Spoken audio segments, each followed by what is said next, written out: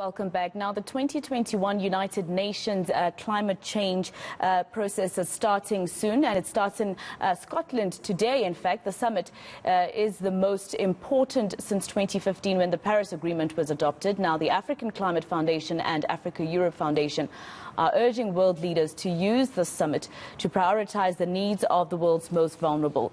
For more on this, we're joined now via Zoom by Senior Project Manager at the African Climate Foundation, Nkateko Chauke. Thank you very much for your time here on eNCA. Now, first of all, how are African countries faring in terms of that Paris Agreement? Thank you so much for having me, Masego. I'd like to first address the fact that, COP26 is happening in a year that has been impacted by the COVID-19 pandemic and extreme weather events as well from the changing climate. That said, this means that developing countries in Africa have been hardest hit by the crisis, which has had a detrimental impact on economies and livelihoods. And with that said, is that there's been a strong push and bold moves from African leaders in terms of reaching their targets to reduce emissions.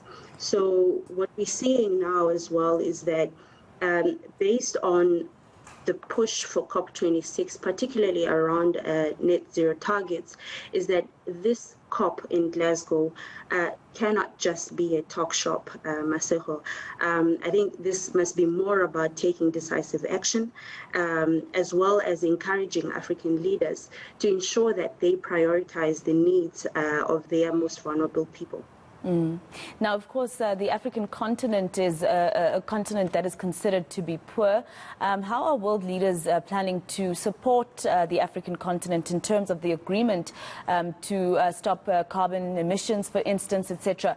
But of course, these things sometimes are done because people have no other way of making money for their homes. Yes, thanks for that. I think net zero has been a very strong rallying point for COP26, with global efforts pushing for ending support for new coal power plants, as well as phasing out new ones. And so based on this is that there's been a lot of announcements from world leaders such as China, the United Nations, the United States, for example, in terms of the commitments that they are making to support and make available climate finance in response to the climate crisis in developing countries.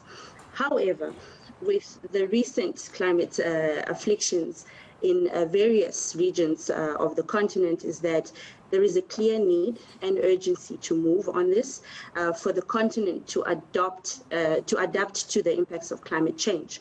The concern here is that climate finance and adaptation have been sticky points for negotiations.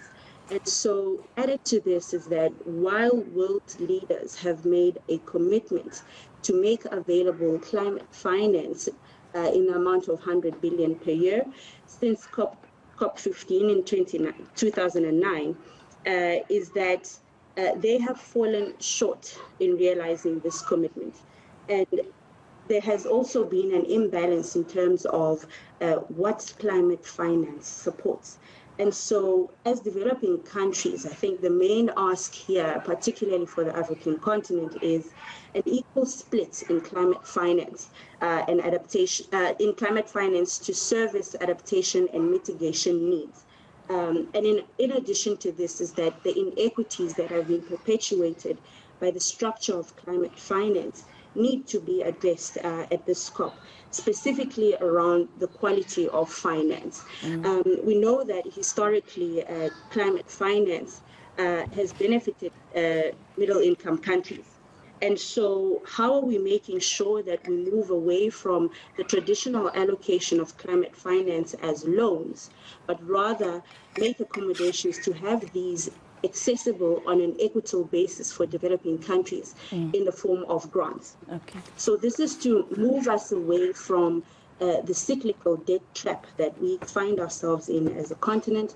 And I think it's time for African leaders as well to think through how they are negotiating these deals, moving away from bilateral negotiations, but negotiating as a bloc. Okay, unfortunately, I have to leave it there for now. Nkateko Chauke from the African Climate Foundation.